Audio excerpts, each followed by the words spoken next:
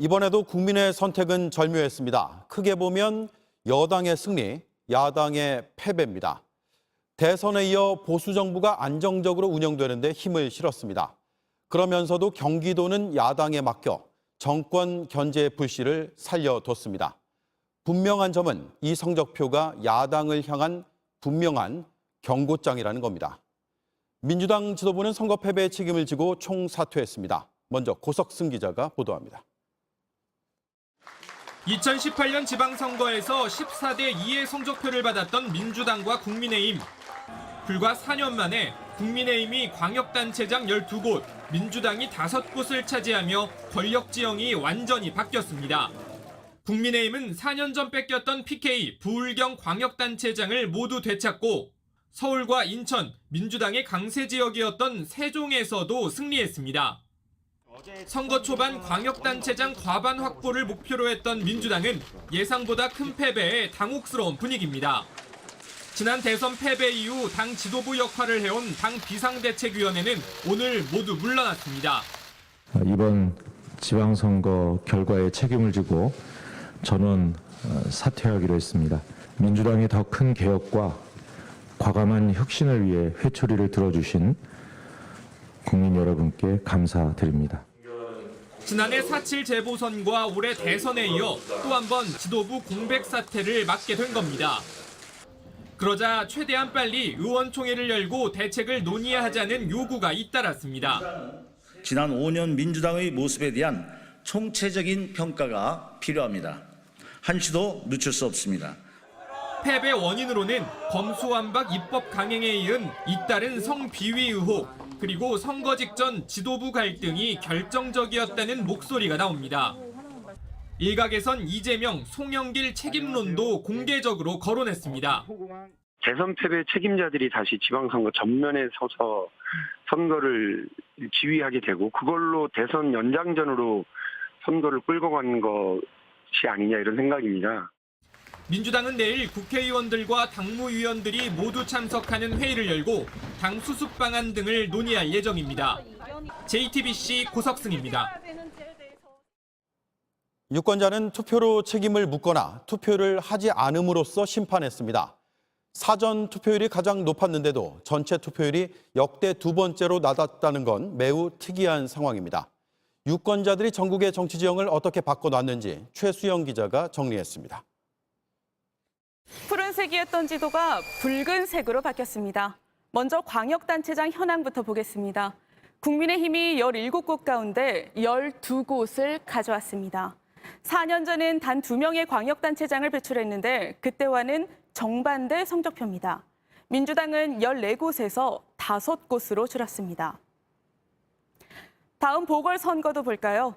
7곳 가운데 국민의힘이 5곳을 차지했습니다. 민주당 몫이었던 강원 원주 갑을 가져오면서 국민의힘은 의석수를 늘렸습니다. 또 주목할 점도 있습니다. 서울의 정치 지형도 바뀌었습니다. 서울시 기초단체장은 단 한 곳, 서초구만 빼고 나머지 24곳이 민주당 소속의 구청장이었습니다. 이번엔 17곳을 국민의힘이 차지했습니다. 강남 3구 외에도 이른바 종부세 벨트라고 불리는 한강 주변 지역이 보시는 것처럼 붉은색이죠. 부동산 가격이 급등한 곳일수록 문재인 정부에 대한 여론이 부정적으로 바뀌었다고 볼 수 있습니다. 왜 이런 결과가 나왔을지 각 당은 이렇게 분석합니다. 윤석열 정부가 원 없이 일하도록 해달라라는 저희의 호소에 국민들께서 신뢰를 주신 것이다 이렇게 생각합니다. 대선 이후 그 패배 원인 분석과 평가, 그에 따른 당의 혁신, 이것을 잘 하고자 왔는데 충분히 해내지 못했다는 거에는 50.9%. 이번 지방선거 투표율은 50.9%로 역대 지방선거 중 2번째로 낮았습니다. 각 당의 진단은 이런 낮은 투표율에서도 읽을 수 있습니다. 보통 투표율이 낮으면 보수 정당이 유리하다는 통설이 있는데 이번 선거에서도 사실상 증명이 됐다는 평가입니다. 대선 후 3개월 만에 실시되다 보니 유권자들의 관심도가 떨어졌고 민주당의 쇄신 갈등 등에 실망한 젊은 지지층이 상대적으로 투표소에 덜 나왔다는 분석이 나옵니다. 특히 민주당 안에서조차 예견됐던 패배다 이런 이야기가 나오는데요. 대선 패배 이후에도 성비위 사건이나 당내 분란이 계속되면서 민주당 지지층이 대거 이탈했을 수 있다는 겁니다. 참패한 성적표를 받은 민주당은 앞으로 더 많은 난관이 예상됩니다. 오늘 지도부가 전원 사퇴한 뒤에 쇄신을 두고 내홍을 겪을 것으로 보이는데요. 특히 2달 뒤 전당대회도 앞두고 있다 보니 이재명 의원을 중심으로 한 친명계와 당내 주류인 친문계, 86그룹 사이에 극심한 내부 갈등이 예상됩니다. JTBC 최수연입니다. 네, 경기도 개표 결과를 끝까지 보지 않고 주무셨던 분들은 아침에 많이 놀라셨을 겁니다. 역시나 최대 격전지였습니다. 새벽 5시 30분이 넘어 극적인 역전이 펼쳐졌습니다. 8,913표가 승패를 갈랐습니다.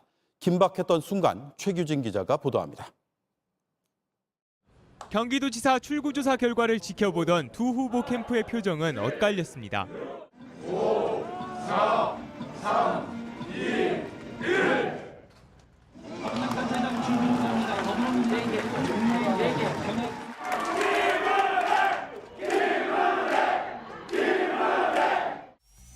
개표가 시작된 후에도 김은혜 후보는 5%포인트 가까이 앞서며 계속 1위를 지켰습니다. 김동연 후보 상황실엔 빈자리가 늘어났고 김은혜 후보 상황실엔 캠프 관계자와 지지자들이 모여 후보를 기다렸습니다. 하지만 자정을 지나면서 격차가 줄어들고 양쪽 캠프에는 의원들도 몰려들기 시작했습니다.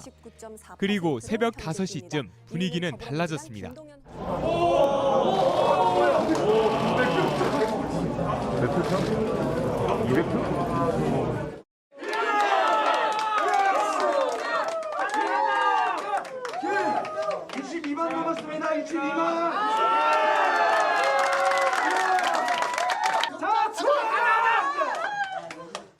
국민의힘 우세 지역인 경기 북부와 분당, 과천 등에선 개표가 끝났지만 민주당 지지층이 몰려있는 부천과 화성, 의정부, 고양시 등의 개표가 시작되면서 차이가 좁아졌습니다. 두 후보 간 차이가 1%포인트대로 접어들자 김동연 캠프에선 희망의 불씨가 살아났습니다. 결국 개표율 96%, 단 36만 표의 개표만 남겨두고 김동연 후보가 역전하면서 상황실은 열광의 분위기로 바뀌었습니다.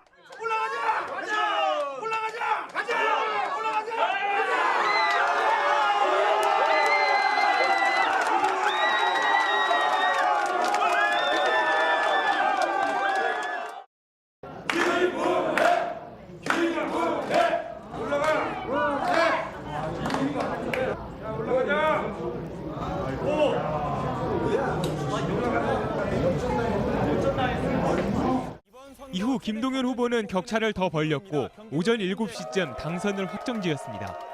김은혜 후보는 패배를 인정했고 김동연 후보는 환호 속에 꽃다발을 받았습니다. 경기도지사에 당선되신 김동연 후보님께도 축하의 인사를 전합니다. 최선을 다했지만 저의 부족함으로 승리하지 못했습니다. 저를 지지해 주셨던 분들, 또 지지하지 않으셨던 우리 도민 여러분께도 깊은 감사의 말씀을 드립니다. 김 당선인은 당선 직후 경기도 수원 현충탑을 찾아 경기도와 대한민국을 위해 온몸을 바쳐 헌신하겠다고 밝혔습니다. JTBC 최규진입니다. 오늘 민주당 안에선 상처뿐인 영광이라거나 사욕 정치의 패배라는 비판이 이어졌습니다. 이재명 의원을 겨냥해서입니다. 이른바 이재명 책임론 속에 이 의원이 8월 전당대회에 나설지가 벌써부터 주목됩니다. 이희정 기자입니다. 이재명 의원을 향한 책임론은 개표 윤곽이 나오면서부터 바로 터져나왔습니다. 삼선 중진 이원욱 의원은 소셜미디어에 상처뿐인 영광 축하한다며 참패에 대한 책임을 우회적으로 물었습니다. 이석현 전 국회 부의장도 한 명 살고 다 죽었다며 이 의원을 공개 저격했습니다. 특히 친문계 의원들은 이 의원의 책임을 앞다퉈 집중 추궁했습니다. 홍영표 의원은 소셜미디어에 사욕과 선동으로 당을 사당화시킨 정치의 참담한 패배라고 꼬집었고 전해철 의원도 패배에 책임 있는 분들이 필요에 따라 원칙과 정치적 도의를 허물었다며 이 의원을 에둘러 비판했습니다. 이 의원 자신도 지방선거 패배를 인정하고 고개를 숙였지만 국민 여러분들의 엄중한 질책을 겸허하게 수용하겠습니다. 민주당이 최대 승부처인 경기도를 극적으로 사수하면서 이 의원이 최소한의 체면 치레를 했다는 평가가 일부 나오기도 했습니다. 친 이재명계에서 선거 패배를 당내 세력 교체의 명분으로 삼으려는 기류와 무관치 않습니다. 이 때문에 관건은 이 의원이 오는 8월 전당대회에 나오느냐입니다.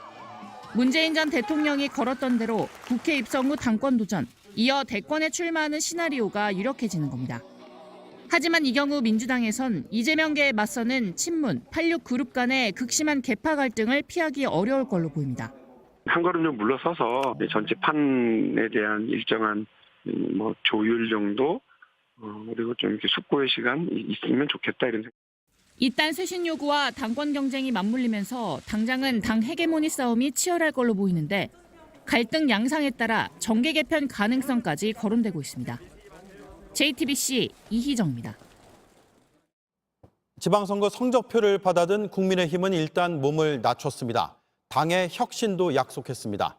윤석열 대통령의 측근, 이른바 윤회관으로 불린 김은혜 후보가 패한 건 여당의 정치적 부담이 될 거라는 분석도 나옵니다. 하예빈 기자가 보도합니다. 국민의힘은 승리를 자축하면서도 겸손하게 결과를 받아들이겠다고 했습니다. 막판에 역전당에 패배한 김은혜 경기지사 후보를 비롯해 낙선한 후보들에게도 위로를 전했습니다. 우리 여당에 몰아주신 지지는 사실 저희로서는 너무나도 감사하고 또 두려운 성적입니다. 승리하지 못한 후보들도 정말 각자의 위치에서 최선의 노력을 다했습니다. 더 지속적인 투자를 해나가겠다고 약속드리겠습니다. 지방선거 승리 이후 첫 일성은 당 차원의 혁신위원회 구성이었습니다. 문재인 정부에서 감사원장을 지낸 최재형 의원이 위원장을 맡기로 했습니다.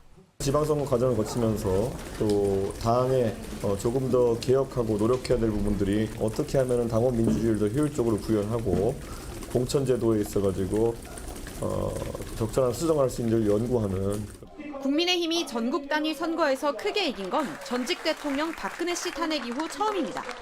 다만 윤석열 대통령의 의중에 따라 출마했다는 이른바 윤심 논란이 제기된 김은혜 경기지사 후보가 선거에서 진 건 정치적 부담이 될 수 있다는 분석도 나옵니다.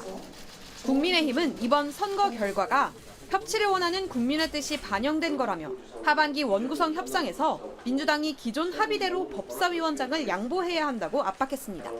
21대 국회 시작부터 국회의장과 법사위원장을 독차지해서 심자락만 일삼아온 것은 나비 효과가 돼서 지난 대선과 지선에서 결과로 나타났습니다. 정부와 여당이 그동안 미뤄둔 여가부 폐지 같은 윤석열 대통령 공약 이행에 속도를 낼 경우 여야 대치가 더 심해질 수 있다는 관측도 나옵니다. JTBC 하혜빈입니다. 여당의 대선 주자급 인사들이 선전한 게 국민의힘의 승리를 뒷받침했다는 평가입니다. 사상 처음으로 4선이 된 오세훈 서울시장과 3선 의원이 돼 국회로 돌아온 안철수 의원의 대권 행보에도 일단 청신호가 켜졌습니다. 김소영 기자입니다. 민주당 대표 출신 송영길 후보를 20%포인트 가까운 득표율 차이로 따돌린 오세훈 서울시장. 2011년 무상급식 주민투표 무산으로 시장직에서 물러난 뒤 지난해 4.7 재보궐선거에서 10년 만에 재기에 성공했습니다. 이번 선거에선 최초의 4선 서울시장이란 기록을 세우며 차기 대선으로 향하는 기반을 닦았습니다.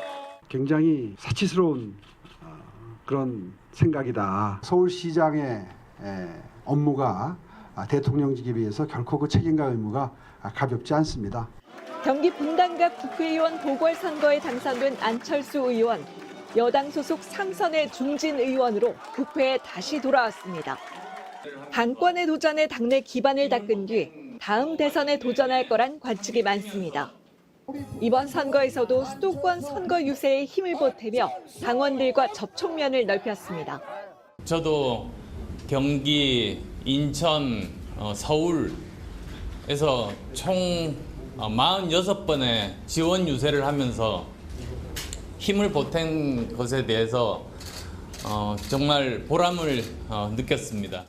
지난 대선 경선 탈락 후 국회의원직을 버리고 스스로 하방을 선택한 홍준표 대구시장 당선인. 압도적 표차로 낙승을 거두며 차기 대권 도전을 위한 불씨를 살렸다는 평가가 나옵니다. 대통령께서 홍준표를 무시할 수는 없을 겁니다.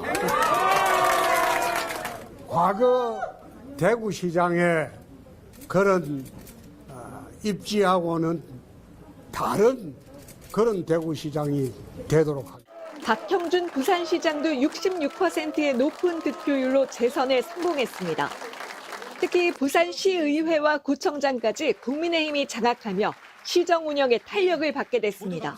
새 정부의 그 국정 과제로 채택된 우리 부산의 여러 의제들을 반드시 실천해내도록 하겠습니다. JTBC 김소현입니다.